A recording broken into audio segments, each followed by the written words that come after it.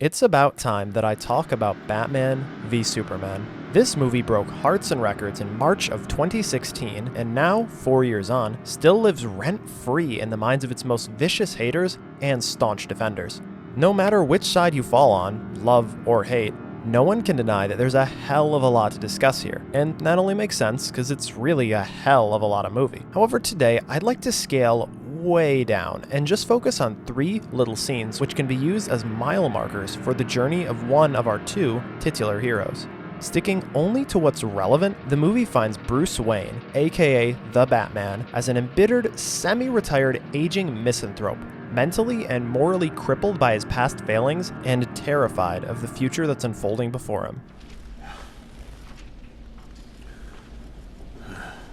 Internal trauma, external manipulation, and just plain old fear warp him into viewing Superman as nothing more than a threat to be dealt with, and nothing less than the greatest threat that he's ever faced.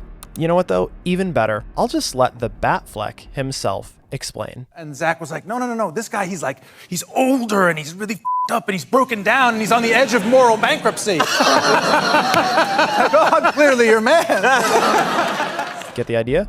Awesome. The first of our 3 scenes comes just a hair past the 40-minute mark, nearing the end of the first act, and serves as a perfect summation of the start of Bruce's character arc. He's stuck in the past, literally, with a devastated Wayne Manor looming behind him, surrounded on all sides by indistinct, overgrown bramble, leaving his late parents' mausoleum as the only clear goal in his sight. The entire scene is somber and sleepy, feeling like a bad dream. And hey, look at that. It is.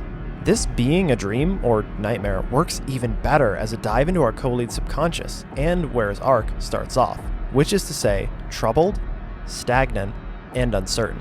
If we jump ahead something like an hour and 4 minutes, nearing the peak of the second act, we find our second scene. To catch you up quick, the hour and 4 minutes in question have pushed our Batman to his breaking point, leading him to feel that he has no choice but to take Superman down, no matter the risks or the moral quandaries. As before, we start out in the weeds, but now with Alfred, not Bruce. Inside, we find Bruce reflecting on his life, and more dramatically, this is about the future of the world.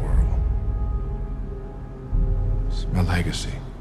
Alfred does his best to talk Bruce off this proverbial moral ledge he's standing on, but his decision appears final, and this, like earlier, is reflected in the filmmaking. As he leaves the manor, with his sights finally set on a future, the wrong future mind you, but still, something besides his past, his path looks just as unwelcoming as before. However, framed by the doorway like he is, this path, wrong or not, becomes focused or narrow, like a mind made up.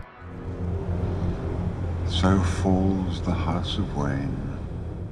Another hour and 6 minutes later lands us at our final scene, or shot really, which is, in fact, one of the very last of the entire film.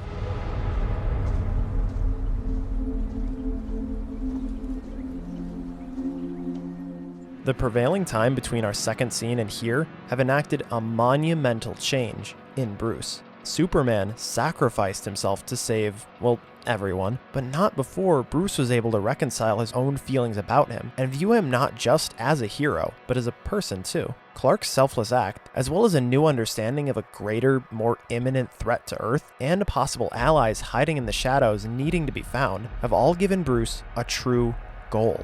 The path ahead of him is now clearer than ever, winding and still beset on either side by the same threats, the same bramble as ever, but defined and clear.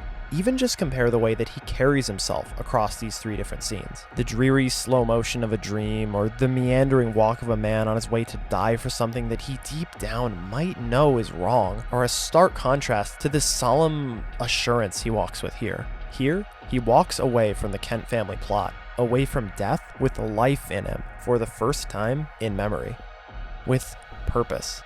You can say whatever you want about this film. It's probably already been said. Opinion is opinion after all. But one thing that can't be argued is the sheer thought and effort that went into it. The attention to detail in, well, The details is incredible. Every element of the production, from camera placement to set design to costuming, has a uniform goal, and there's character-relevant symbolism packed into every bit of every frame. And these are just 3 small examples. Now, whether you find this all trite and pretentious, or a beautiful way to texturize the film's world, is another matter, and frankly, irrelevant. What is relevant, though, is that there really is always something to talk about with this movie.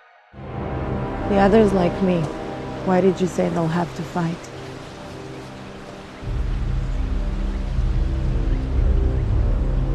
Just a feeling.